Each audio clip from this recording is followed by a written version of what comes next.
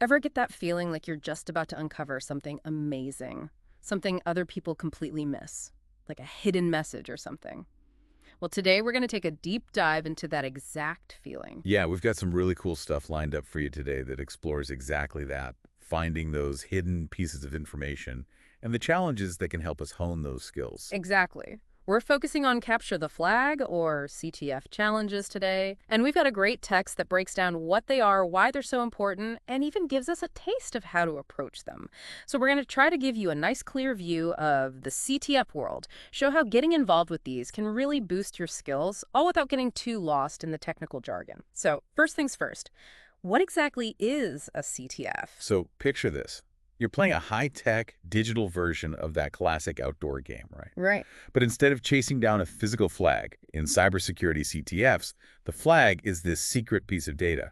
Often it's like a special text string, like in our source, CTF welcome. Right, but it's not just a simple text string anymore, right? It sounds like these flags have gotten a lot more complex. You got it. The material we're looking at explains that flags can now take many different forms of valuable digital info. So we're talking tiny bits of code hiding inside files, data-embedded images, encrypted hashes that you got to crack, decrypted information, or even proving you found and used a security flaw.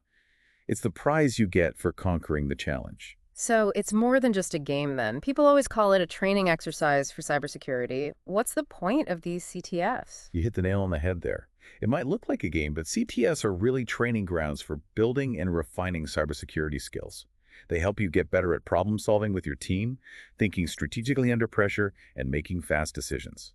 More importantly, they give you a deep understanding of both offensive and defensive tactics, like how weaknesses in security are used in attacks and how to protect systems from them, all in a safe, simulated environment. It's pretty cool how the source emphasizes those exact skills, strategy, teamwork, and making quick decisions.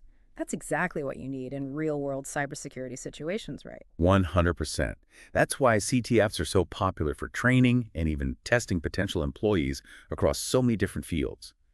Our text highlights how diverse the organizers and participants are. We've got educational places, government groups, private companies, and IT vendors all in the mix. You'll see everyone from students just starting to cybersecurity pros with years of experience, researchers pushing the limits, even people from the military and government agencies all participating. I even saw that some of these competitions offer cash prizes. That definitely makes things more competitive. Oh yeah, for some events, it definitely adds an extra thrill. But beyond the competition, the source really points out how awesome the collaborative environment is. People with different backgrounds come together to learn, compete, and share knowledge. It makes the whole cybersecurity community stronger. And for anyone who wants to get involved, the text recommends CTF Time as a fantastic resource to find upcoming events. Okay, we've got a decent idea of what a CTF is, but it seems like there are different types of CTFs. Our source lays out three main formats. Can you walk us through those? Sure. First up is the Jeopardy format. Imagine a quiz game board where you pick questions from different categories, each with a point value based on difficulty. In Jeopardy-style CTFs, these categories are different cybersecurity domains like cryptography or web exploitation. And the harder the challenge, the more points you get. It's all about testing your skills across different areas in a structured way. Makes sense. You pick which challenges to tackle based on your skills and strategy. So what's next? Next is attack and defense. This is a much more direct head-to-head competition. It's like teams are battling it out in a digital arena. Each team manages its own systems that they have to protect while also trying to find and exploit vulnerabilities in their opponent's systems. Sounds like a real digital battlefield. Okay, and what's the third one? Last but not least is King of the Hill. It's similar to attack and defense, but with a twist. The source explains that the main goal for teams in this one is to take control of as many computers as possible on a specific network, and then hold on to them for a certain amount of time. So it's not enough just to break in, you have to dominate. And the text reminds us that the source material includes diagrams for these formats, which is really helpful to visualize how they work. All right, so we've got these different competition formats, and within those, there are different types of puzzles or tasks, what our source calls domains. Let's dig into some of those and see what skills they help us develop. Let's do it. Let's start with cryptography. This domain is all about secure communication. Think of challenges like cracking encryption algorithms, decoding secret messages using different techniques, or even correctly using cryptographic protocols. The source says this requires a basic understanding of how encryption works, recognizing patterns in encrypted data, and basically being a code breaker. Sounds intense, like something right out of a spy movie. What's another domain that pops up a lot in CTFs? Another big one is reverse engineering. Imagine taking a computer program that's already been translated into computer language and then trying to break it back down into a form humans can understand. The text points out that this requires skills in debugging software, analyzing code, and just generally being great at problem solving. It's like taking apart a machine to figure out how it works. Wow, that sounds super intricate. Is there one that feels more connected to our everyday online life? Definitely. Web exploitation is all about that. These challenges focus on finding and using security weaknesses in websites and web applications.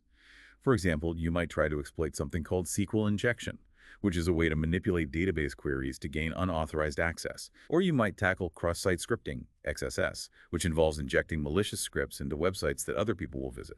This domain requires skills in vulnerability assessment, knowing how to develop exploits, and often you'll need some scripting skills too. So it's about finding those digital cracks in a website's defenses. Exactly. Then there's forensics. In CTFs, forensics challenges are all about analyzing digital evidence, things like files, system logs, even remnants of deleted data. The goal is to piece together what happened during a simulated cyber attack. You'll need skills in data recovery, analyzing logs meticulously, and interpreting digital clues. This ability to connect the dots is a lot like what a policy analyst needs to do when figuring out how a real cyber attack affects different sectors. It can help them make better policy recommendations. Wow, it's like being a digital detective piecing together a cybercrime. Okay, there's one more domain mentioned that really caught my eye. You've done with Steganography, right? This is the art of hiding information inside other, seemingly normal data, like images or audio files. CTF challenges in this domain might ask you to uncover that hidden data. The source says you'll need strong pattern recognition skills, the ability to manipulate data, and crazy attention to detail. This knack for spotting tiny anomalies is similar to how security analysts need to identify unusual network traffic patterns that might signal a breach. It's pretty amazing how many different skills these domains cover. And the source mentions these challenges range from beginner to super advanced, so there's something for everyone, no matter how much experience you have. We've been talking about capturing the flag in the context of the game, but what does that actually mean in the real world? This is where things get really interesting. The text makes an important comparison. Capturing the flag in a CTF is like finding and exploiting real vulnerabilities that exist in information systems and the sensitive data they store. Can you give us an example to help us understand that connection? Sure. Let's say you're working on a cryptography CTF challenge, where you have to decrypt a message to get the flag. In the real world, that could be like a hacker finding a weakness in a company's encryption. Maybe the company's using outdated encryption or storing their keys in a risky way. Capturing the flag in the CTF is basically the same as a real attacker breaking through that encryption. And that can lead to some serious problems like massive data breaches or sensitive communications being leaked. That really puts things into perspective. And the source mentions things like CVSS, CWE, and the OWASP top 10. For those who aren't tech experts, how do those relate to these real-world flags? Think of them as giant libraries and rule books that carefully list real-world security flaws and vulnerabilities. CVSS gives a standard way to score how severe a vulnerability is. CWE categorizes common weaknesses in software, and the OWASP Top 10 lists the most dangerous security risks for web applications. So the vulnerabilities you learn to exploit or defend against in a CTF often directly match the problems listed in these resources. And as the text points out, if someone with bad intentions exploits these real-world flaws, the consequences can be huge, like breaches of privacy, the spread of misinformation, and even threats to public safety. The job of a cybersecurity professional is to find and secure these flags before someone bad can get to them. So CTFs are more than just abstract puzzles. They're a vital training ground for protecting our increasingly digital world. It's interesting how the source talks about how the CTF world itself has changed over time. It's come a long way since that first famous CTF at DEF CON back in 1996. The text really highlights how CTFs are constantly adapting to keep up with new technologies. Like when social media became a big thing, we started seeing OSINT challenges, which are all about gathering and analyzing information from public sources. And what about all these new connected devices and technology? Exactly. The Internet of Things, Cloud computing and connected cars have created so many more opportunities for attacks. That's why we're seeing specialized CTFs popping up for these areas. We've got Foon, which focuses on smart device security, ESGraffiti, which is all about automotive cybersecurity, and MITRE's embedded Capture the Flag, which looks at the security of those specialized computer systems you find in things like cars and medical devices. CTFs are staying current and tackling the latest security challenges head-on. Okay, this part really caught my attention. The source also talks about how CTFs are relevant for people who don't consider themselves tech experts. How do CTFs apply to their work? This is a really important shift in the CTF world. As the text points out, while technical skills have always been important, there's a growing recognition that humans are often the weakest link in cybersecurity. Social engineering is a perfect example of this. For cybersecurity to be truly effective today, we need both deep technical knowledge and a solid understanding of things like risk management, policies and regulations, and the human element that attackers often target. So how are CTFs changing to include these non-technical elements? We're seeing new and innovative CTF formats specifically designed for this. The DEF CON Social Engineering CTF, or SCCTF, is one example that's become super popular and attracts a very diverse group of participants. Another great example is the Cyber 912 Strategy Challenge, which mainly focuses on developing and testing policy and strategy responses to cyber crises. In these competitions, people analyze realistic, fictional cyber attacks and come up with comprehensive policy recommendations. So in these types of CTFs, what does capturing the flag even mean? It's probably not about finding a piece of code, right? You're right. In this context, the flag could be successfully creating and defending a strong and effective policy response to a major cyber incident. It shows you understand the technical side of the attack, who the potential attackers might be, and the impact it could have on things like national security and the economy. The winning solution demonstrates a deep understanding of the complex relationships between technology, law, and even geopolitics. That's fascinating. So it's not just about hacking into a system, it's about understanding the bigger picture and coming up with smart, well-rounded responses. What skills do these non-technical CTFs help people develop? The source lists several important ones. Being a good listener to different perspectives, communicating complex ideas clearly, advocating for your ideas persuasively, thinking critically and analytically, understanding relevant policies and regulations, recognizing and resisting psychological manipulation, and having a strong ethical foundation. These are all essential skills for navigating the complicated world of cybersecurity today. How do all these technical CTF domains relate to non-technical jobs in cybersecurity?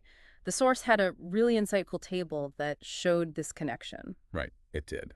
For example, a cybersecurity risk analyst might not spend their day decrypting messages, but understanding the basics of cryptography, like they would learn in a cryptography CTF, gives them important insights into how to assess and manage data security risks. Or take a cybersecurity auditor who works on forensics challenges in a CTF. They gain a deeper understanding of the technical details of security incidents, which makes their audits and compliance checks more thorough and effective. Even project managers can benefit from understanding common web vulnerabilities, something they might learn in a web exploitation CTF. It helps them manage cybersecurity projects better and communicate more effectively with their technical teams. And for policy analysts, learning about the realities of cyber incidents through forensic CTFs can help them develop more practical and impactful cybersecurity policies. And it seems like there's a growing trend of adding non-technical challenges to those traditionally technical CTF domains, right? Absolutely. The idea is to make the learning experience more well-rounded. So a cryptography challenge might not just be about decrypting a message. It could also involve analyzing the policy implications of using weak encryption. Or a forensics challenge might include evaluating the effectiveness of communication strategies after a simulated data breach. This blending of disciplines really highlights the need for technical and non-technical professionals to work together and share knowledge to tackle the multifaceted challenges of modern cybersecurity. Ultimately, these increasingly inclusive CTFs empower non-technical professionals to build on their existing skills and develop new ones that are highly valuable in their roles. This has really opened my eyes to how many different people can benefit from CTFs. Now, let's say someone listening to this thinks, this sounds great, but where do I even start? Our source outlines a step-by-step CTF success strategy. What's the first thing a newcomer should do? The first step, according to the text, is to set up a secure virtual environment. Usually this means installing a virtual machine, or VM, on your computer. VMs are like isolated controlled spaces where you can safely test out security tools and run potentially risky scripts without messing up your main operating system. The source mentions Kali Linux as a popular operating system for penetration testing and security auditing because it comes preloaded with a ton of security tools. Now, you might not need a full Kali Linux setup for every beginner challenge, especially the example we'll discuss in a bit, but it's a good practice to get familiar with it. The text also mentions the practical benefit of having multiple monikers, which can really help when you're researching and working with different tools and information. So setting up your digital workspace, got it. What's the next step in the strategy? Step 2 is all about preparation. The source stresses the importance of taking good notes. It suggests having a system for documenting your steps, organizing your thoughts, and keeping track of your progress throughout the challenge. The text even gives a detailed outline of what to include in your notes. This includes the challenge title and the date, a full description, any files provided, your goals, questions you have, your research findings, how you interpret hints, a log of your progress, and finally, some reflection on your overall experience. It's like preparing for any big project you wouldn't jump in without a plan. You'd lay the groundwork and track your progress. The source even suggests checking out CTF walkthroughs as great examples of good note-taking. That makes a lot of sense. Stay organized and document your learning journey. What's step 3? Analysis is the third step. This is where you carefully examine every aspect of the challenge: the description, any files you get, and the hints provided. The text emphasizes how crucial it is to research any terms, concepts, or technologies you don't fully understand. Like, if a challenge mentions a network log and you're not sure what that is, take the time to look it up and learn how it works. The main goal of this analysis stage is to break down the challenge, which can be pretty complicated, into smaller, more manageable chunks. What's the end goal? What info do you have to work with? What are some potential starting points? So understand the lay of the land before you try to plant your flag. What's step 4? Research. The source wisely points out that you're going to get stuck at some point in a CTF. It happens to everyone. So research is a vital ongoing skill. If you're on a team, collaboration and communication are key. Sometimes a fresh perspective can unlock a problem that seems impossible. If you're working solo, the text suggests actively searching for walkthroughs, YouTube videos, or other helpful resources online. And don't forget to pay close attention to the hints provided with the challenge. The source also makes a great point about knowing when to step away from a frustrating problem for a while. Sometimes coming back with a clear mind can lead to breakthroughs. That's good advice for any problem, really. So we've covered setup, preparation, analysis, and research. What's the next key step? Step 5 is engage. Now's the time to put your plan into action. Start testing out different techniques and approaches based on your analysis and research. It's the hands-on, problem-solving stage. And finally, what's step 6? The last step, and one that often gets overlooked, is reflect.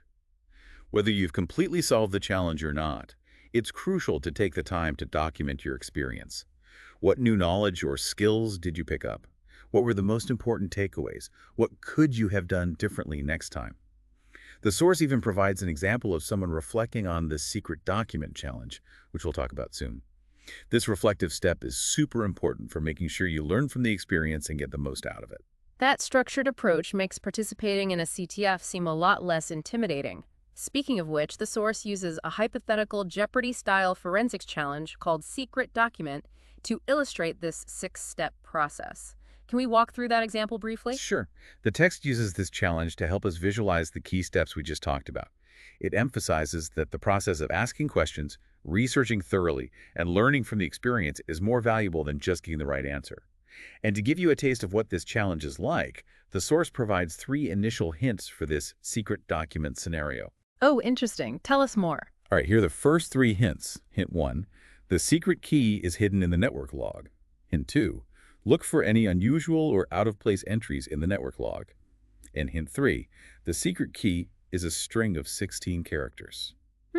Even with those 3 simple hints, I can see how the analysis and research phases would become really important. You'd need to understand what a network log is, how to access and examine it, and what kind of entries would be considered unusual or suspicious. And knowing the exact length of the secret key helps narrow down your search. Even a seemingly basic challenge involves a lot of investigation and critical thinking. That's the whole point. And the source encourages anyone who's feeling inspired to try out this process with some real beginner-friendly challenges. They recommend checking out platforms like Pico CTF and CTF Learn.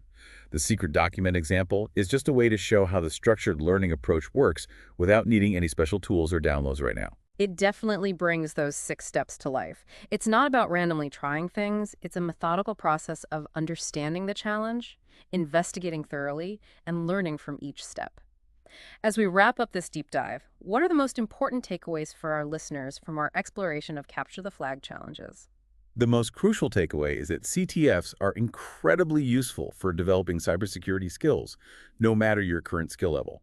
They offer a practical, hands-on way to learn about vulnerabilities in information systems, how those vulnerabilities can be exploited, and how important it is to have good risk management strategies in place. And it's not just for the hardcore techies anymore, right? With the evolution of CTFs to include policy and strategic thinking challenges, non-technical professionals have a big role to play in developing crucial skills in areas like risk assessment, policy development, effective communication, and critical thinking. Exactly.